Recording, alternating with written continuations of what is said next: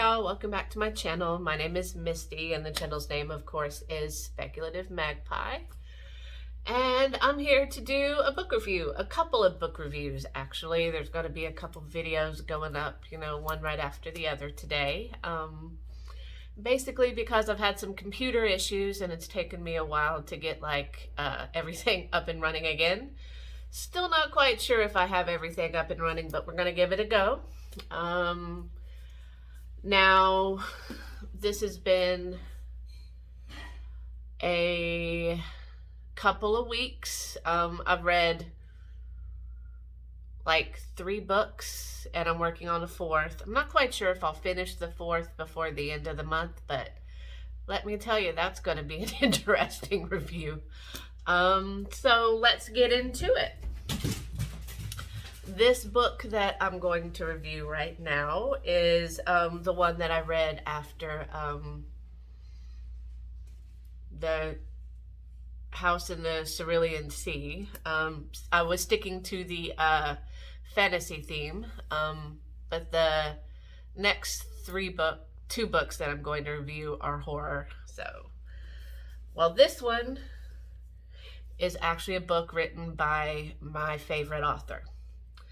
It's Jack of Kinrowan by Charles De LInt. Now, Charles De LInt has been around for a long time. I discovered him like 1993, 92, right around there. But he's been around since the 80s. He's a Canadian author. He writes urban fantasy. But he writes urban fantasy when it was actually urban fantasy and not paranormal romance.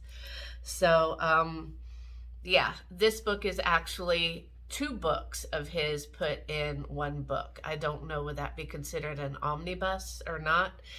So I'm going to read you the synopsis of the first book, and we'll talk about that one a little bit. And then I'll read you the synopsis of the second book in here, and we'll talk about that one a little bit. But it's still just 1 book, so here's hoping I keep it under 10 minutes. So the first book is called Jack the Giant Killer. A faceless gang of bikers on a wild hunt through the streets of, sorry, my computer moved, of present-day Ottawa, hurdles young Jackie Rowan across the threshold into a perilous land of fairy. There, to her dismay, she is held as Jack of Kinrowan, a once-and-future trickster hero whose lot it is to save the elven courts from unimaginable evil. Now, the thing about Charles De LInt is he tends to write female characters, and he writes really strong but really flawed female characters, and his books are always just so good. What I love about him is he just superimposes the fantasy onto the world, where it just always seems like it should be there. He doesn't add these fantastical wizard battles in the middle of downtown Ottawa. It's usually small, and small bands of humans have to try to circumvent these otherworldly catastrophes. But they do it on such a small scale that it doesn't seem, while the stakes do seem high, it's not like end of the world catastrophe kind of thing. And the thing with Jackie in this book is she's not tied down. She's very floaty, very introverted. And the thing that sets her off on this adventure is her boyfriend leaves her. He calls her boring. He calls her uninteresting.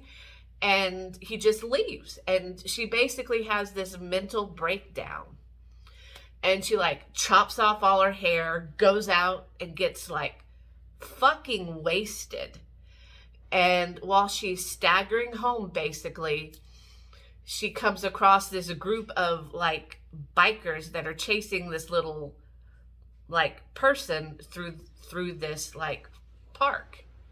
And she sees them basically kill this little thing. So she drunk, kind of freaked out, she runs over there after they leave and like the person that they killed is no longer there. There's a coat and a hat that's left. So she, for some reason, she grabs the hat and puts it on, and all of a sudden it's like she's able to see this other world that's superimposed onto ours. She meets another little person that's a lot like the person that just got killed, and all of a sudden she's this Jack, what they call it, sort of like a title, like an elven king, the elven wizard. She's now a Jack, which is basically this trickster spirit that works for this elven court in Ottawa. And she just randomly decides, well, I have to save the fairy princess that y'all are talking about. That's why all these bad things are happening, because the fairy princess isn't here anymore and y'all aren't doing anything, so I have to do it. It's basically her trying to prove to everybody that she's not boring, that she's actually worthwhile, that she has a place in this world. And she drags her best friend into it. Well, she doesn't really drag her best friend. Her best friend's like, well, you can't do this alone, so I have to go with you. And it's just this wild ride that takes place in 3 days of her battling fairies, fighting giants, running away from biker gangs of wild hunt fairies, and trying to rescue the fairy princess. And it is a great story. She messes up right and left. She's not perfect. Her best friend Kate also messes up right and left and gets involved with like fox-headed man and like little like gnome hobgoblin kind of things. And it is just so much fun, and you're just rooting for them to like get through. And they both discover that there's a lot more to them than they ever thought possible. And it was just awesome. It was just so much fun. And then you have the second one, which is Drink Down the Moon. Once the realm of fairy drew its power from the moon herself, but now a ghastly creature has stolen that power and enslaved the fair folk, and Jackie Rowan herself. Only Johnny Faw, a handsome young fiddler unaware of his magical gifts, has the power to set them free. Now, I read some reviews about this book here, and a lot of people were upset because Jackie and Kate weren't the main focus of this story. They were in there. They had a big role, but they're following these other people. And that's the thing with Charles De LInt. He likes to draw in other people to his stories. One of my favorite books, Moonheart, is not just about the two main characters. There's so many different stories that goes in there. And Johnny Faw's grandfather just died. And the only thing his grandfather told him to do was, after he died, take the fiddle that he left him, go out into the woods and play this song. So Johnny does. And when he does, these fairies show up. And you got to keep in mind, fairies aren't Tinkerbell. Fairies are different beings that live in this world. And they're like, we're sorry your grandfather passed away. And Johnny gets drawn into this other world. And then his best friend, Hank, gets drawn into this other world. So he likes to write stories where best friends have to figure out what's going on and have to save the world. And with this one, this like evil wizard shows up and starts killing the fairies. And because Jackie Rowan from the first book is kind of still flighty, she's kind of doesn't know what she's doing here, she accidentally gives him the power to do more.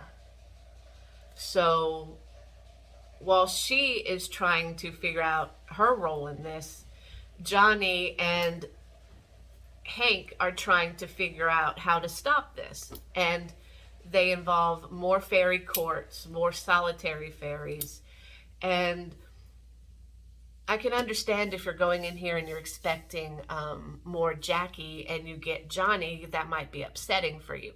But I loved it just as much as the first book. Old characters were back, new characters were back, and it was just a lot of fun. I really enjoyed reading this fantasy series, and I gave it a 5 out of 5 stars. So if you do like fantasy, you like urban fantasy before it was just, you know, shapeshifter romance and stuff like that, then I strongly suggest you pick up Charles De LInt, especially if you like strong female characters, because he writes those really, really well. And he's not afraid to make them make mistakes and do things differently than what you're expecting. So yeah, so this is a 5 out of 5 stars. Definitely check out some Charles De LInt if you haven't before. This is a good place to start. Moonheart might be a little much for somebody who's not really already into his work. But that's my review. Thank you for coming back and seeing it, and I hope you have a really good day, and I will talk to you in the next couple videos that I do. All right, bye-bye.